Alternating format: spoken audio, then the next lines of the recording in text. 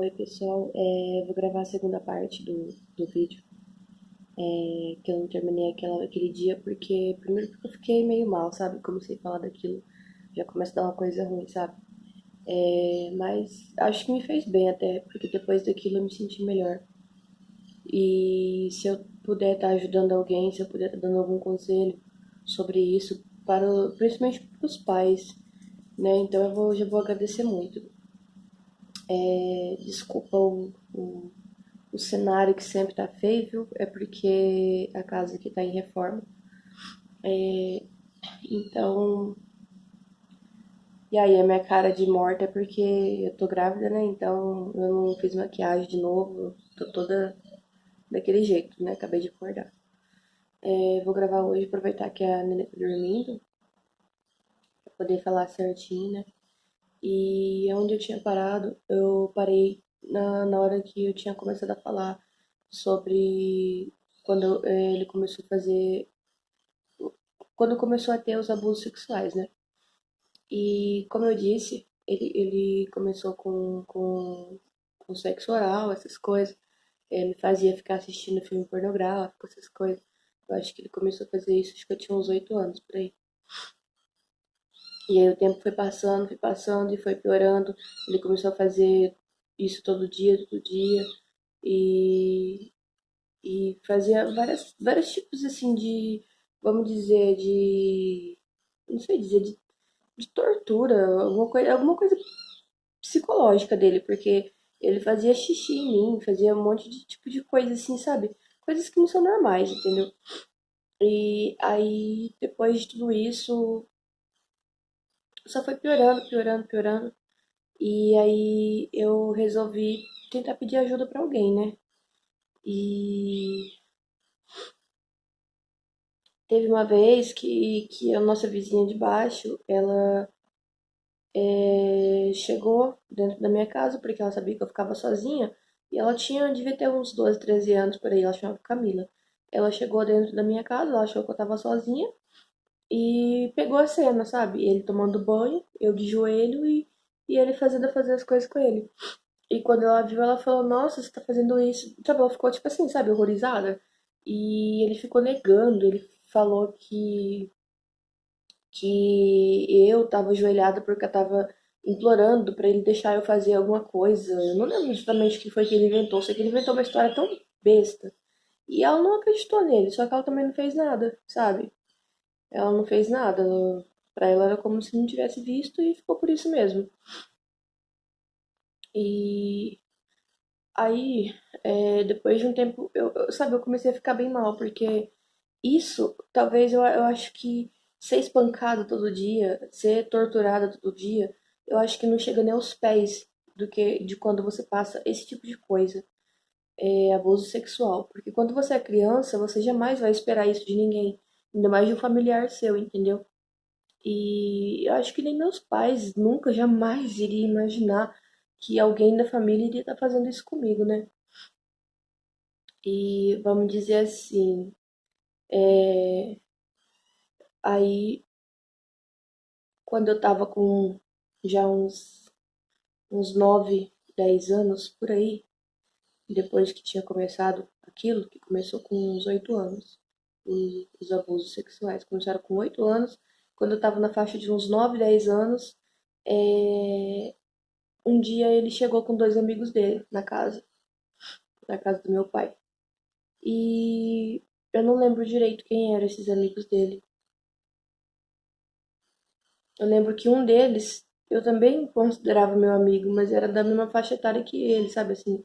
Tinha a mesma idade que ele. E eu lembro que ele trouxe esses amigos dele e contou tudo o que fazia comigo. E acho que ele pensou que os amigos dele iam achar legal. E ele queria que eu também fizesse com os amigos dele. E aí ele chegou em mim lá dentro da casa e falou pra mim: eu quero que você faz isso com ele. Eu não lembro exatamente quem era. Não lembro, eu não vou citar nomes. Eu tenho um nome na minha cabeça, mas eu não vou citar nomes porque eu não tenho certeza se era ele. Mas eu acho que é quem eu tô pensando mesmo. E eu lembro que ele pegou e pediu pra mim fazer isso com ele. E eu falava, não, eu não quero. Por mil e um motivos, né? Já era ruim fazer isso com ele. Eu ia ter que fazer isso com outra pessoa. Quantas pessoas mais ele iria trazer pra fazer isso comigo? O que que ele ia ganhar dos outros pra poder fazer isso comigo? Para quantas pessoas ele ia me entregar pra fazer esse tipo de coisa? Eu fiquei, sabe, eu não queria de jeito nenhum. Eu falei, não, não, não. E ele, não, se você não fizer, você vai apanhar. E acho que eu preferia apanhar realmente, apesar de ter tanto pavor de apanhar, porque eu apanhava tanto. Mas eu fiquei assim, que eu não consegui fazer aquilo. E eu lembro que o rapaz, ele chegou e nele falou assim: Não, cara, não faz isso não. É, ela é só parente, você tá fazendo isso, ela é criança. Eu lembro que o próprio rapaz ficou indignado, pegou e até foi embora. Ele falou assim: Rapaz, olha o que você tá fazendo, acha isso daí não é certo, não. Eu não quero que ela faça isso comigo, não, você é louco. Sabe? O rapaz ficou indignado com ele e o rapaz foi embora.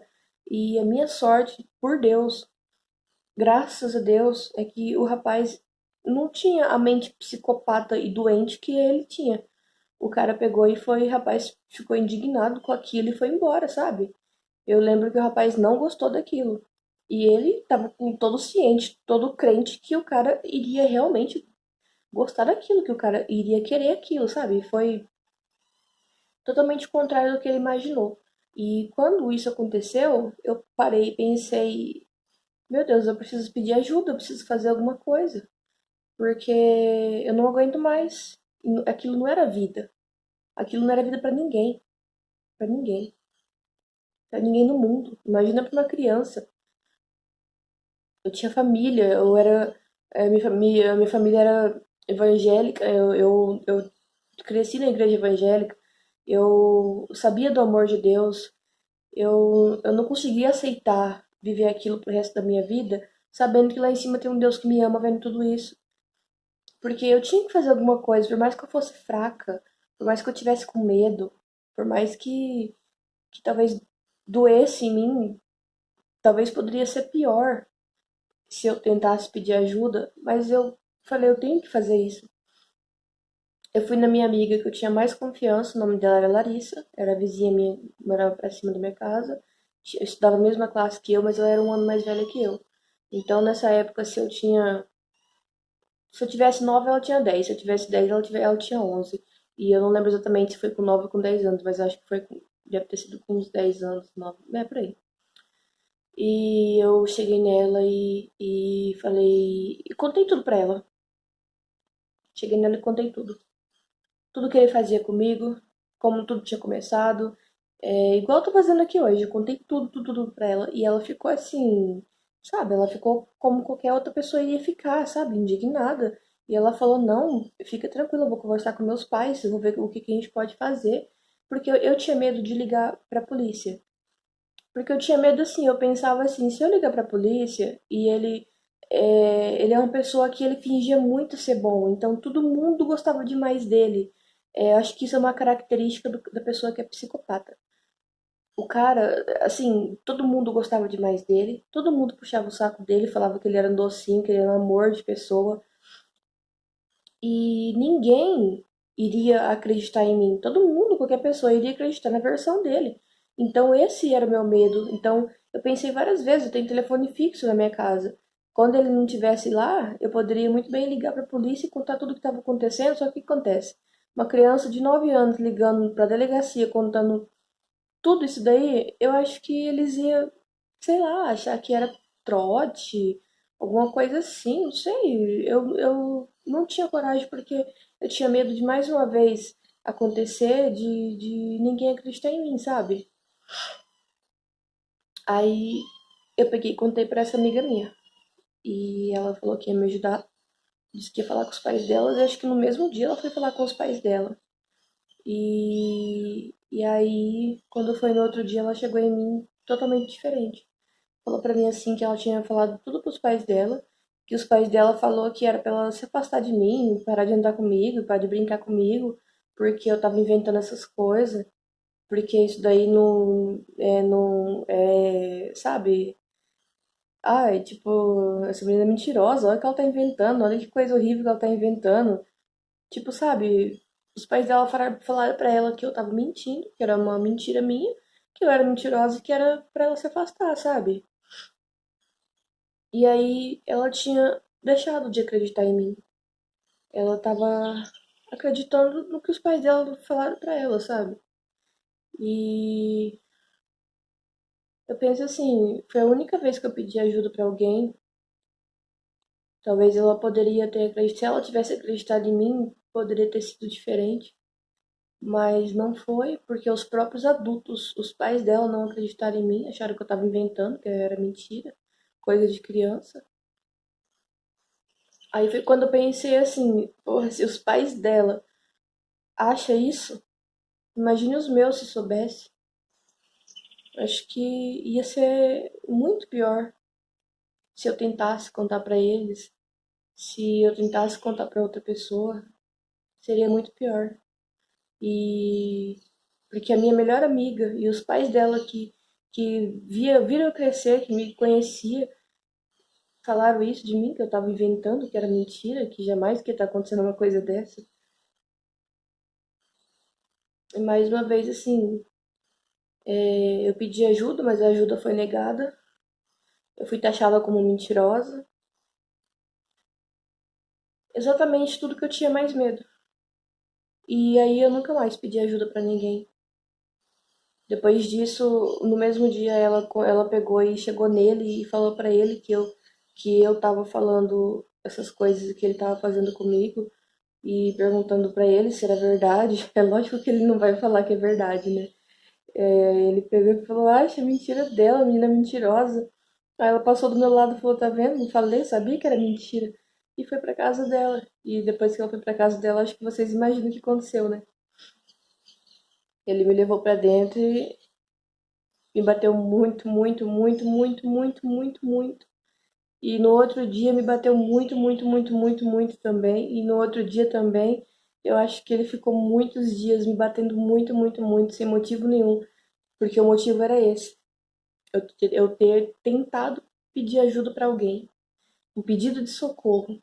Foi o motivo pra me apanhar 1000 vezes mais. Apanhei demais, demais, demais, demais. E resolvi que eu nunca mais ia pedir ajuda pra ninguém. Acho que eu já não tinha mais nem amor na minha vida. Se vivesse, se morresse pra mim, não tava nem aí, porque aquilo não era vida pra ninguém. E continuei orando, pedindo pra Deus, confiando em Deus, que um dia aquilo ia acabar. Toda noite eu lembro que eu orava, pedia pra Deus mudar o coração dele e me tirar daquilo. E quando eu tinha 11 anos, o meu pai comprou um terreno num condomínio fechado na beira do rio, e porque ele queria mudar o serviço dele, ele queria ser pescador profissional. E aí ele comprou esse terreno, fez uma casa e a gente mudou pra lá. E a minha mãe parou de trabalhar, né? Ela ficou cuidando só da casa e foi aí que tudo acabou, esse tormento. É, depois disso, teve alguns episódios em que ele tentou fazer alguma coisa comigo assim, raramente.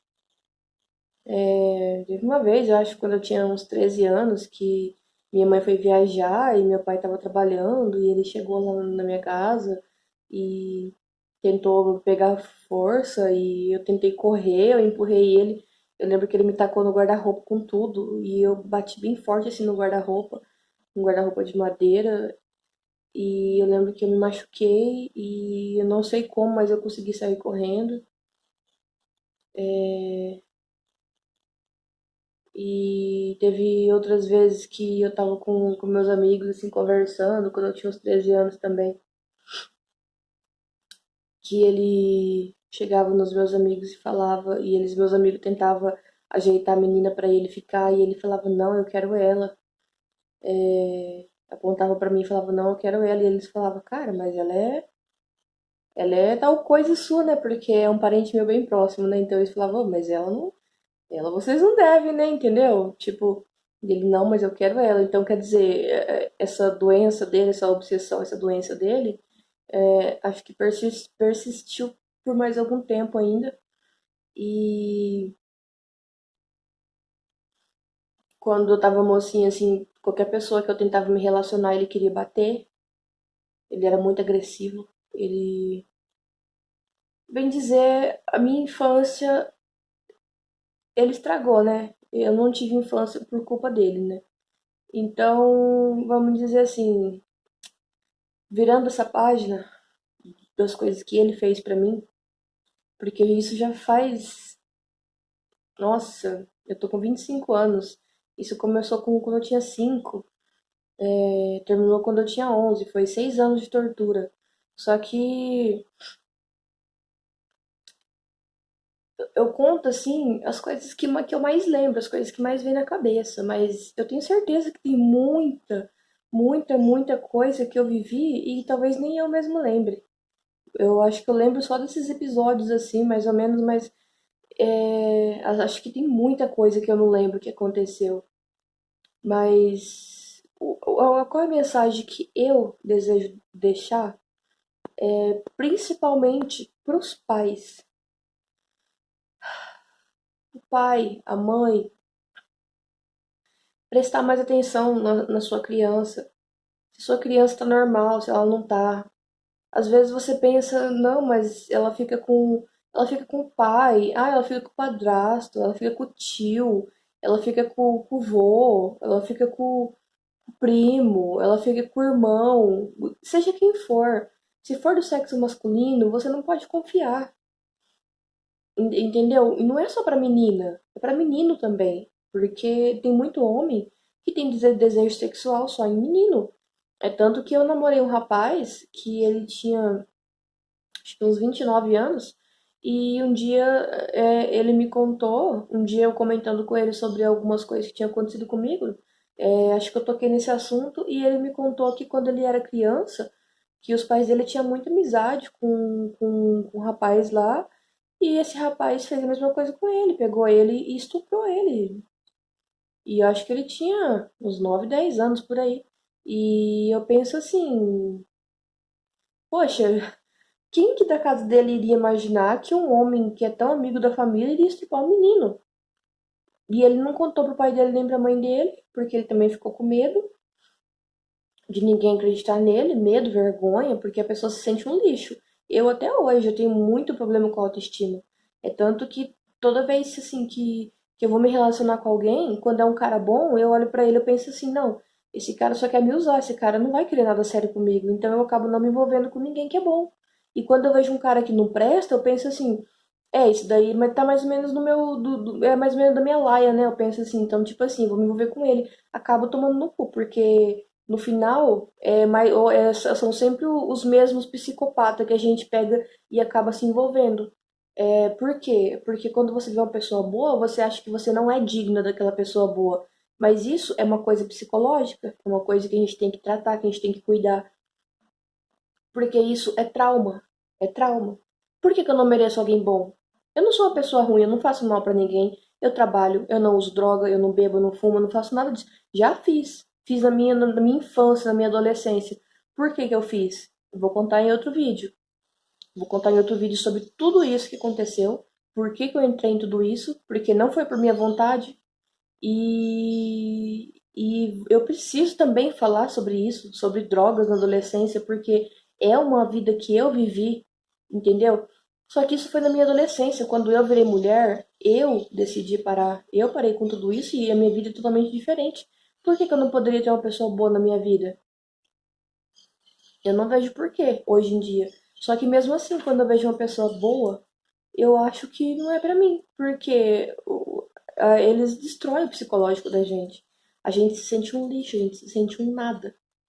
E eu peço para as mães, não confia em ninguém.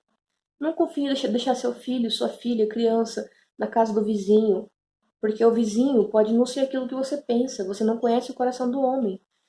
Não deixe nem com a vizinha, porque a vizinha pode ter um primo, um sobrinho, um tio, um parente, um pai, um avô, um irmão que pode ter essa mente doentia e pode fazer alguma coisa com a sua criança. Não confie em ninguém. Não foi meu pai que abusou de mim, entendeu? Não, eu já deixo bem claro que não foi meu pai. Mas pensa bem, e se fosse? Porque tem muitos pais que faz isso com as filhas, com o filho, com a filha, com os filhos. Então, e se fosse o meu pai? E se fosse um pai que tivesse feito isso? Então, não confia no pai da criança. Repara o jeito que olha, repara o jeito que ele toca na criança. Repara, porque às vezes você está vivendo com um monstro e você não sabe. Porque acho que o maior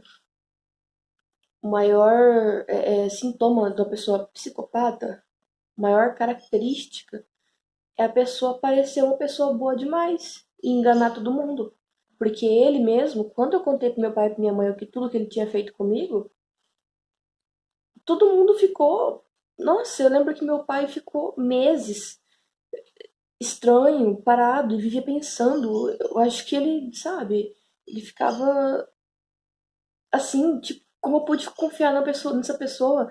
Como eu pude, sabe? Ele ficava, acho que ele maquinava, ele planejava a morte do cara. Ele ficou vários meses. Ele chamava ele pra pescar. Só que eu acho que ele ficou meio.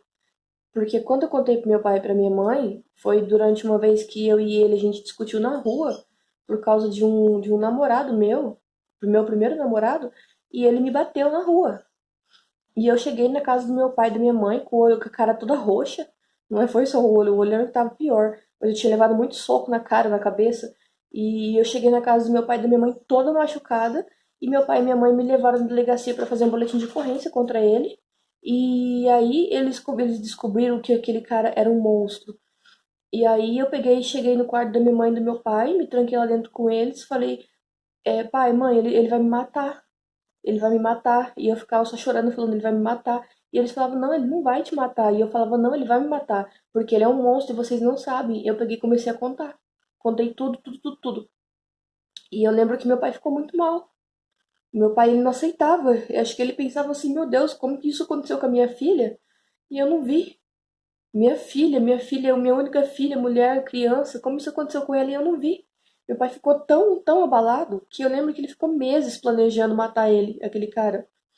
Ficou meses planejando. E a minha mãe ficava tentando evitar pro meu pai não matar e não ir preso. Só que a minha mãe também, até hoje, ela pensa. Você acha que ela não pensa? Nossa, tudo isso aconteceu e eu nem percebi. Eu acho que os dois se sentem culpados pelo que aconteceu. Eu acho que não foi culpa deles. Foi culpa de tudo. Isso daí é culpa do psicopata. Não é culpa minha. Não é culpa da minha mãe nem do meu pai. Só que a gente que é mãe e pai, a gente pode evitar.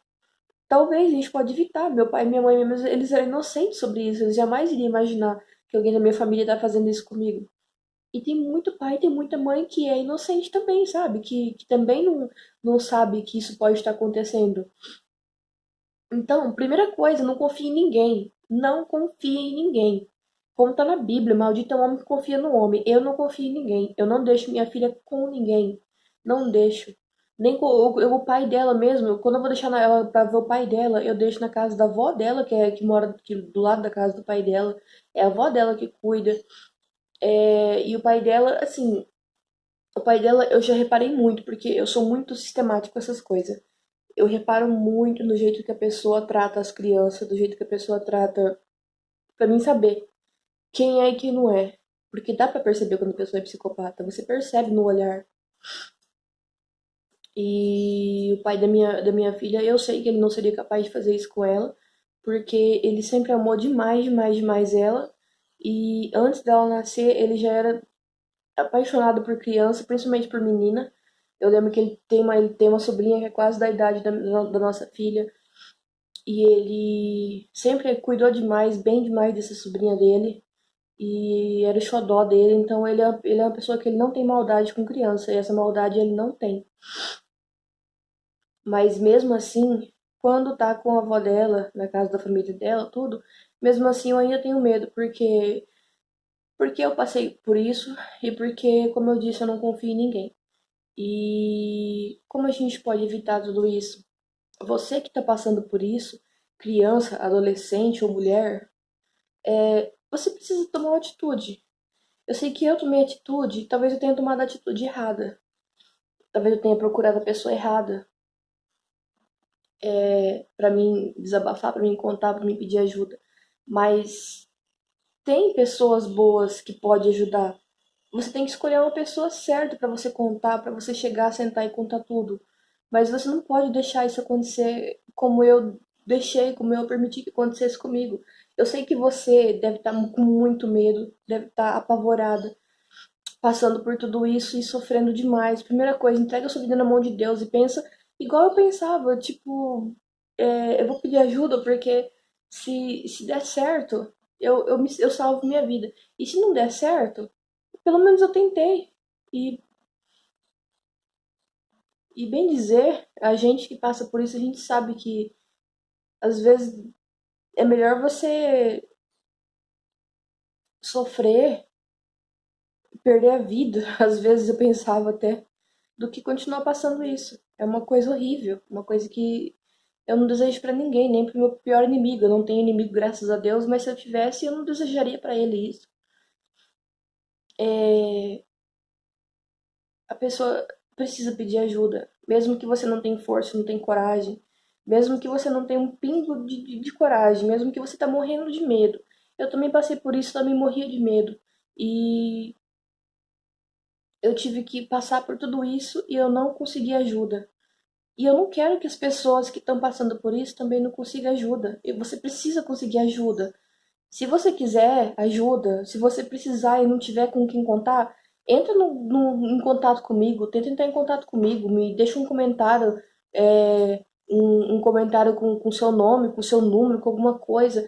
É, pede pra falar, tenta falar comigo de alguma forma, que seja onde for que você morar, eu vou tentar te ajudar. Mas não deixe isso acontecer com você por medo.